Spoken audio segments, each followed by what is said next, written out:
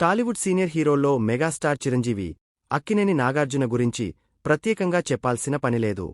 వీరిద్దరూ చాలా క్లోజ్గా ఉంటారు. అయితే వీరిద్దరంటే చాలా మందికి ఇష్టం ఉంటుంది. వీరి కాంబోలో మూవీ వస్తే బాగుండు అని చాలామంది అనుకుంటారు. కాని ఇప్పటివరకు వీరి కాంబినేషన్లో ఒక్క సినిమా కూడా రాలేదు. కాని వీరి కాంబోలో 2 సినిమాలు రావాల్సి ఉండగా అవి మధ్యలోనే ఆగిపోయాయంట. కాగా ఇప్పుడు దాని గురించే వివరంగా తెలుసుకుందాం. టాలీవుడ్లో బాలకృష్ణ, చిరంజీవి, వెంకటేష్, నాగార్జున, మోహన్ బాబు వీరందరూ సీనియర్ స్టార్ హీరోలుగా కొనసాగుతూ తమకంటూ ప్రత్యేక గుర్తింపు తెచ్చుకుంటున్నారు. అయితే గతంలో సీనియర్ ఎన్టీఆర్, నాగేశ్వరరావు, శోభన్ బాబు వీరందరూ మల్టీస్టారర్ మూవీస్ చేసి మంచి విజయం అందుకున్నారు.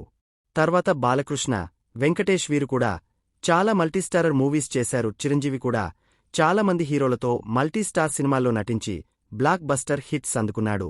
కాని ఇప్పటివరకు నాగార్జున చిరంజీవి కాంబినేషన్లో ఒక్క సినిమా కూడా రాలేదు. దీంతో చిరు, నాగ్ అభిమానులు నిరాశ వ్యక్తం చేస్తున్నారు. అయితే వీరిద్దరి కాంబోలో కూడా 2 సినిమాలు రావాల్సి ఉండేనంట.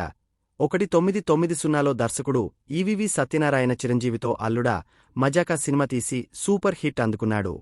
తర్వాత నాగార్జునతో హలో బ్రదర్ మూవీ చేసి బ్లాక్ బస్టర్ హిట్ అందుకున్నాడు. ఈ సమయంలోనే ఆయన వీరిద్దరితో కలిసి మల్టీస్టారర్ మూవీ తీయాలని నిర్ణయించుకున్నాడంట. దీనికోసం స్క్రిప్ట్ కూడా సిద్ధం చేసుకున్నాడంట. కాని ఈ మూవీ పట్టాలెక్కపోయింది.